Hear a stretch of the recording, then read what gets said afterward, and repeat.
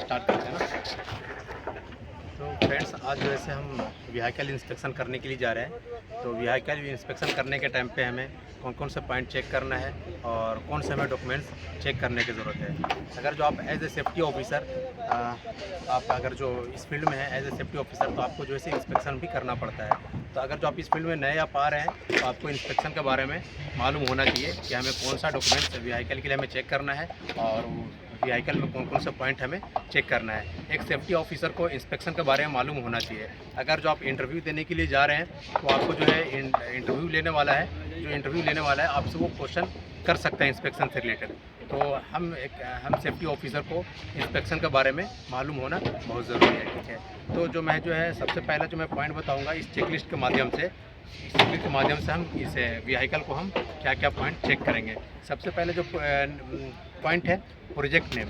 सबसे पहले जो है इस चेकलिस्ट पे जो है उसमें प्रोजेक्ट नेम, उसका प्रोजेक्ट का नाम क्या है, उस पर वो नाम लिखेंगे। फिर उसके बाद में व्हीकल रजिस्ट्रेशन, जो उसमें गाड़ी का जो नंबर होता है वो उसका रजिस्ट्रेशन नंबर लिखेंगे।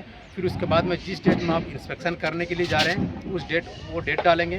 फिर उसके बाद में कौन से कंपनी की गाड़ी है वो लिखेंगे। उसके बाद में मॉडल नंबर लिखेंगे। तो ये फ्रेंड्स, हर कंपनी का चेकलिस्ट जो होता है वो अलग अलग होता है। तो ये जो अभी हम जिस कंपनी में काम करें इस कंपनी का चेकलिस्ट ये है। फिर उसके बाद में जो है एक जो होता है P&M इंचार्ज होता है, प्लांट एंड मशीनरी। जो सारा मशीनरी जो होता है वो P&M के अंदर में होता है। तो यहाँ पर जो भी हमारे साइट पे जो भी मशीनरी है वो सारा P&M के अंदर में है। हमारे साथ में अभी वो सुपरवाइज़र नहीं है, P&M सुपरवाइज़र नहीं है। लेकिन जब भी हम इंस्पेक्शन गाड़ी को करने के लिए जाते हैं तो हमारे साथ में सुपरवाइज़र होते हैं। फ्रेंड्स, तो पहला जो पॉइंट है वो है DL। तो जो है पहला जो है जो डॉक्यूमेंट्स होना चाहिए, वैलिड ड्राइविंग लाइसेंस होना चाहिए। डॉक्यूमेंट्स में सबसे पहला जो ये है, जो ड्राइवर है उसका जो है वैलिड लाइसेंस होना चाहिए उसके पास में। और उसके बाद में नेक्स्ट पॉइंट जो है RC जो होता है वो रजिस्ट्रेशन सर्टिफिकेट होता है। ये भी जो है उसके पास में डॉक्यूमेंट्स होना चाहिए। फिर उसके बाद में आता है FC फिटनेस सर्टिफिकेट, ये भी उसके पास में डॉक्यूमेंट्स होना चाहिए। फिर उसके बाद में आता है PUC वैलिड PUC सर्टिफिकेट, ये पोल्यूशन सर्टिफिकेट होता है, ये भी उसके पास में डॉक्यूमेंट्स होना चाहिए। उसके बाद में हम चेक करेंगे वैलिड इंश्योरेंस पॉलिसी, गाड़ी का जो है इंश्योरेंस पॉलिसी भी उस ड्राइवर के पास में होना चाहिए। तो फ्रेंड्स, हम ये सब डॉक्यूमेंट्स में हम इसको चेक करेंगे। 5 पॉइंट हम देखेंगे। फिर उसके बाद में जो ड्राइवर का जो लाइसेंस है वो जो है हेवी होना चाहिए, हेवी लाइसेंस होना चाहिए। उसके बाद में जो है हम ड्राइवर को हम चेक करेंगे। ड्राइवर जो है वो फिजिकली मेंटली जो है फिट होना चाहिए, उसको कोई दिक्कत भी नहीं होना चाहिए।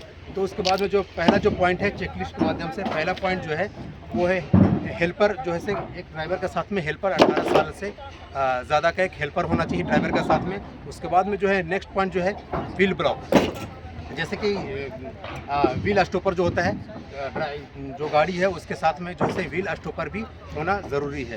उसके बाद में जो है व्हीकल ओवरलोडिंग। अब जब भी गाड़ी का अगर जब इंस्पेक्शन करने के लिए जाते हैं तो गाड़ी जो है वो ओवरलोडिंग नहीं होना चाहिए। उसके बाद में जो है नेक्स्ट जो मैं बात करूँगा कंडीशन ऑफ हॉर्न। गाड़ी का आपको जो चेक करना है उसका गाड़ी का जो हॉर्न है वो भी सही कंडीशन में होना चाहिए।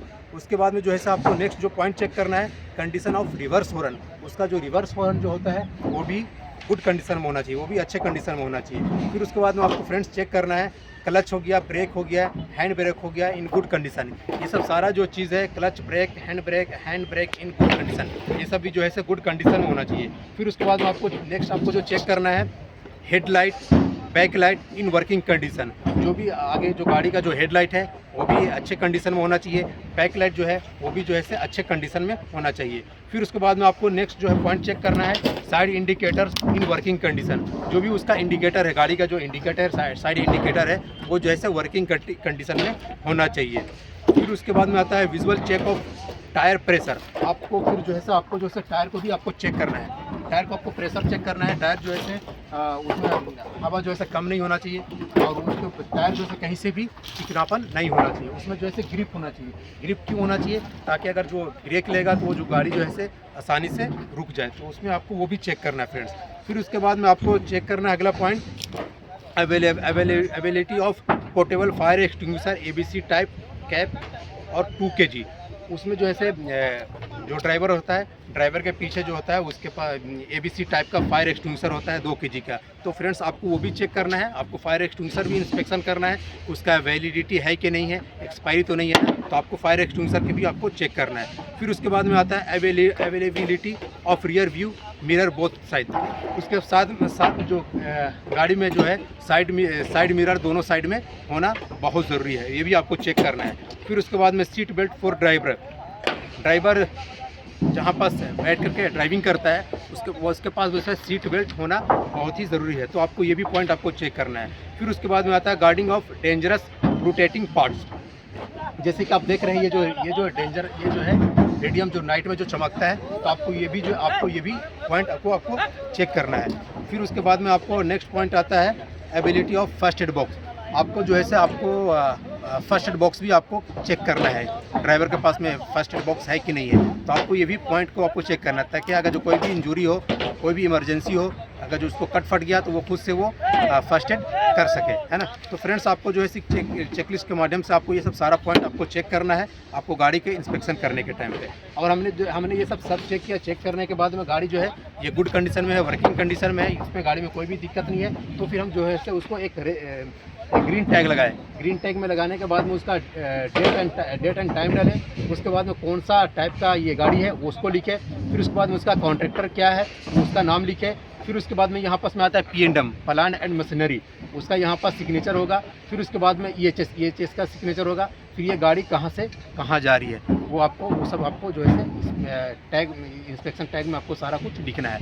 तो फ्रेंड्स जो भी हमने बताया आपको ये सारे पॉइंट को आपको ध्यान में रख करके आपको गाड़ी को इंस्पेक्शन करना है। तो बस आज के लिए इतना ही, थैंक यू।